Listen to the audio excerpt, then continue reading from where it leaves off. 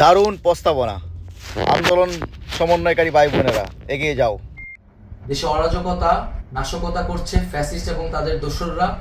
আমরা দেখতে পাচ্ছি যে বিভিন্ন জায়গায় এখন গোলাগুলি চলছে, হামলা হচ্ছে এবং নাশকতা ও লুটপাট করছে।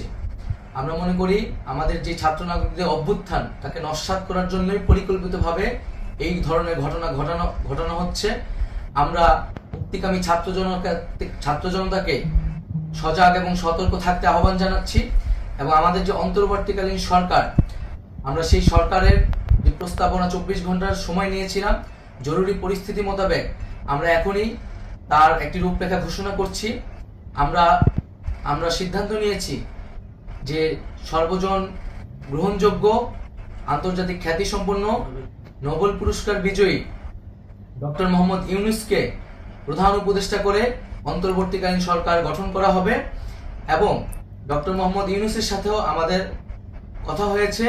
তিনি ছাত্র জনতার আহ্বানে বাংলাদেশকে রক্ষা করতে এই গুরুদায়িত্ব নিতে সম্মত হয়েছে। আমরা সকালের মধ্যেই আমরা এই সরকার গঠনের প্রক্রিয়া দেখতে চাই। রাষ্ট্রপতির কাছে আহ্বান থাকবে যে দ্রুত সময়ের মধ্যে ডক্টর মোহাম্মদ ইউনূসকে প্রধান উপদেষ্টা করে অন্তর্বর্তীকালীন সরকার গঠন করা হোক এবং এই অন্তর্বর্তীকালীন সরকারের বাকি সদস্যদের নামও আমরা সকালের মধ্যে ঘোষণা করব।